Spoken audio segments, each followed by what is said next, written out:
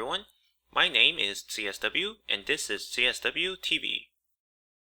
Well, what do we have here? For those of you who have been with me for the last few weeks, you might notice something is a bit off. Yeah, that's right, this game is not Swordsman Online. They named it Echo of Soul and it's a new hype around town. So I thought, hey, might as well go and take a look around, right? So what you're about to see is my first impression of Echo of Soul. Now, by first impression, I don't mean that like the first time I ever logged on to the game, and you're going to have to watch me press one button over and over again so I can finally hit level 2. No. Instead, I'm going to be keeping with the theme of PvP and show you guys PvP footage. The max level here is level 60, and I have played this game to about level 30. I have done a few rounds up to 15 vs 15 PvP instance already, and what you are seeing now is a pre-recorded footage from one of the rounds. So it's not exactly my first impression, so to speak, but it's pretty close. Keep in mind though, I don't have experience with endgame content here, and it's not unheard of for MMO gameplay to do a 180-degree turn upon reaching endgame. So maybe everything I'm saying right now is going to be completely wrong once I hit level 60, and there's just a risk in that. I admit. My knowledge is limited and my opinion may be inaccurate. But, as the saying goes, you don't get a second chance to make a first impression. Alright, to start off, this game is a traditional MMO. You know, the old tap target, press a skill, and randomly will hit or miss type of deal? Yeah, that's the one. It has everything you'd ever look for in a traditional MMO, from the classical classes like rogues and assassin to having 20-some skills on your skill bar for you to point and click. It's classic, which, as great as it is, makes the game feel a bit generic. The only thing that this game lacks compared to a traditional MMO is that it lacks a dedicated healer class. Instead, everyone seems to be able to heal each other using healing scrolls. So right off the bat, we can see that teamwork is a central theme in this game. Now, what you are looking at here is a footage from an instance called Battlefield. It's 15 vs 15 PvP, and it has somewhat equalized gears. Higher levels do seem to have a bit of an advantage, and I don't know whether it's because they have more skills or because they have better gears, but nonetheless, it's still sufficiently close enough. How this works is that you can just open the dungeon menu anywhere on the map, select Battlefield, queue up, and just wait. It will automatically match you up with other people, and once you gather 30, you will get randomly put into teams and parties, and then you're teleported into the battlefield. There's even a daily quest for this, and just doing the battlefield itself gives pretty good experience and gears as well. In fact, I would say that you can pretty much just do this all day if that's your type, and level all the way to 60 if you're really into it. Oh, and it's even cross-server to boot. There are two maps. The goal of this map that I'm on is to capture towers. There's 5 towers on the map, one in each corner, and the boss is at the bottom. All towers start off neutral, and then either team can capture the towers and turn it to their side. Once captured, the tower starts giving you points, and you keep gaining points until you lose the tower to the other team. You can also kill the boss at the bottom for a buff, although to be honest, I don't really notice any difference with or without the buff. And the buff only lasts like 2 minutes anyway. Whichever team captures the tower long enough to score 10,000 points wins. The goal of the other map that you aren't seeing right now is to collect crystals. There are 5 lanes set up in parallel, and you can move from an outer lane to an inner lane, but not the other way around. So for example, you can move from lane 2 to lane 3, but you cannot move from lane 3 to lane 4. When the battle begins, a crystal will spawn in each lane, and someone needs to go and collect it to score your team points. Afterwards, they will respawn randomly in the lanes with an announcement telling you where they're spawning before they spawn. Halfway through the battle, there will also be concentrated crystals spawning in the lane 3, and these give significantly more points, so they give both teams an incentive to fight for it. The first team to score 200 points is declared the winner. All in all, not too shabby. However, I am going to be honest here. Despite how much I love PvP, this does get boring after doing more than 6 rounds a day. Whereas compared to Swordsman Online, I can really just 1v1 someone 10 to 20 rounds in one go, and I'm completely fine with that. There does seem to be an arena feature in this game, but it's a 5v5 arena and it's limited to level 60 player anyways. Also, I can't really find any information on World PK here. So, it's great that they have this battlefield, but what would make it better would be if you could do it with friends. And that's where my first major complaint comes in. When you queue up as a party, you aren't guaranteed to be in the same party as your friends once you get into the battlefield. I mean, I can tell that the system is trying its best, and you pretty much always get put into the same team, but again, it's not guaranteed you'll get into the same party. And even if we do get put into the same party, it's always going to be some random stranger along with it, so it's not like we can just start chatting away in party chat. And it would be great if private messages worked, at least, but no, that's disabled too. Finally, you can't tell from the minimap where your party members are, since there's no distinction between someone in your party and the other 10 people in your team. So it turns out, despite being a massive multiplayer online game, more often than not, you're going in solo. The only way to save yourself is if all of your friends can get on voice chat. But if someone can't get on voice chat for whatever reason, well, all I'm going to say is, this system could have been much better. So, moving on. There are 5 classes in this game. However, each class can choose 2 somewhat different paths, which means there are a total of 10 paths. But the catch is, for each path, you can only take 2/3 of the skills offered by that path. So this adds another layer, which means there are actually several different playstyles for each path. In total, that gives us a lot of variety, although the difference is pretty much minimal, I would say. Ultimately though, the real catch here is that Area Games made this a captcha feature.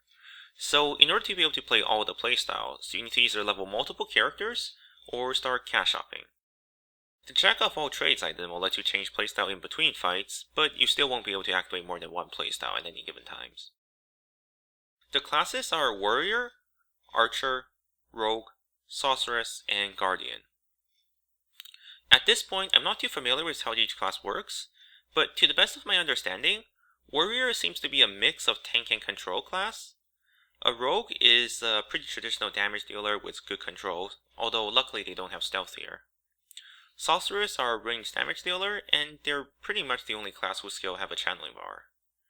And Guardian seems to be more like a pure tank compared to Warriors, and they also have a pretty unique control skill that actually pulls people towards them. Finally, Archers are Archers, pretty standard ranged damage dealer class as well. Then, for each class, it seems that one path is more focused on fast and high damage with a lot of critical hits, while another path is focused on slower but more guaranteed damage, with a bit of support ability attached to it. For example, rogues can be either duelist or assassins. Duelists are hard-hitting straight off the bat, while assassins have a lot of damage over time effects. Similarly, archers can either be Huntress or Bard. Bards have several skills that buff themselves or debuff their opponent's defense, while Huntress focus more on just hitting hard and landing critical strikes. And as you may have noticed, I am playing an archer under the name Asymptote. The path I've chosen is Huntress. Oh yeah, the classes are gender locked by the way, just saying. Anyway, the style I'm playing is called the Sniper Stance, which focuses on high damage per hit with longer casting time, and slightly more control skill than its counterpart, the Quick Draw Stance.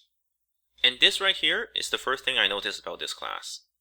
When it comes to control, there really doesn't seem to be too many control skills, or even anti-control skills for that matter.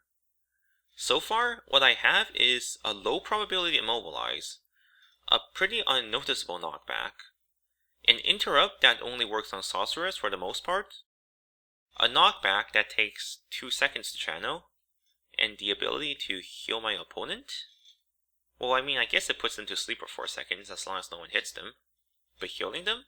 Really? But that's to be expected. After all, I'm playing a range class and we're expected to kite, not CC, right? However, that's where I get a bit disappointed. Let's see here, I have a skill that lets me roll in any direction I want for a bit of boost in mobility, which is great and all, except for the fact that every class has this skill.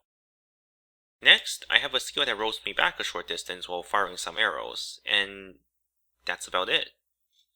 Unless you count the skill that gives me a 5% speed boost, which, FYI, it's not a huge difference. Now, here's the thing. I don't mind the limited control skills.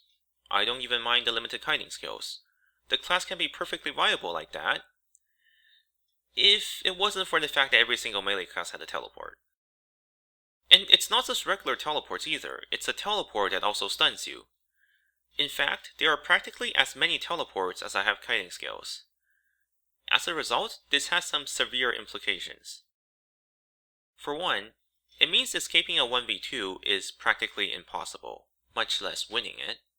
For every kiting skill you use, it is trivially countered by using a teleport towards you.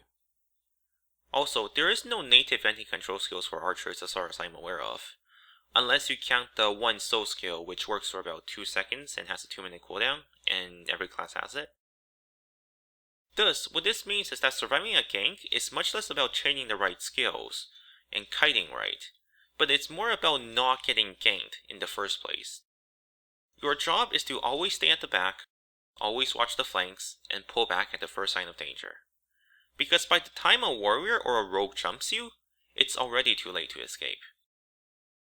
I mean, I guess if it's a 1v1 and you perfectly predict your opponent and use every kiting skill at the same time as they use their teleport, you'll do okay, kind of, but that only goes so far. 2, it means that you must either work as a team or die. This means using sleep on enemy rogues attacking your archers, use knockback on enemy warriors, interrupt enemy mages, and focusing on the same target whenever possible. Now, that's not a bad thing, except it just could be implemented better. For example, something that I would like to see would be an assist attack hotkey, where you can select someone, press the key, and target whoever they're targeting. And again, being able to differentiate your party member on the minimap is nice to have as well. And of course, it would be even nicer if you could do this with your friends, and not just random strangers. However, while there have been some instances of a small group cooperating well enough to defeat a larger number of players, in most cases, sheer numbers triumph. The safest route is to always just gather where the majority of your players are, and you'll easily swallow any group smaller than yours. So thus, there is teamwork, and this is a teamwork heavy game, but nonetheless, it just feels contrived, because you can't really escape from a flash paper bag without it. And this isn't just an archer problem either. I see the same thing happening to melee classes all the time. One small mistake and you teleport into the middle of all your opponents, bam, you're dead. The only thing warriors and guardians have going for them is that they're a lot tankier than archers. And so, while this game does require some skill to play, it's more or less limited to map awareness. Support your teammate and they'll support you.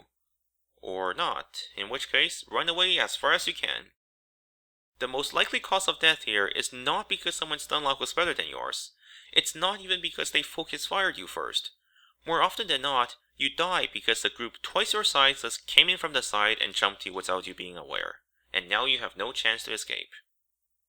Ultimately, that, I think, is the major flaw in this game. Don't get me wrong here, I am in no way saying that teamwork is bad. In fact, I encourage it. However, there has to be a balance between working as a team and being able to do things on your own. Ideally, if you are a skilled player, you should be able to do some things alone, like survive 1v2, but working as a team will make you more effective by actually letting you win against the two. However, as it stands right now, even if you are a skilled player, you won't even escape from a 1v2 without a few people backing you up. I, for one, enjoy the creativity required in actually outskilling our opponent, and sadly, that's just a rare occurrence in this game. The Zerg Swarm will be happy, however. And so, now you can see why doing the battlefield gets boring after a few rounds. Can teamwork with friends, but you're useless alone. So what can you do? But hey, first impressions aren't always right, so I'll leave the rest for you to decide. I will put the link in the description below. Feel free to check it out, or don't. If you disagree or agree with what I'm saying, feel free to leave a comment. And thank you for watching, and please remember to like the video and subscribe to me if you want to see more, and stay tuned for more videos.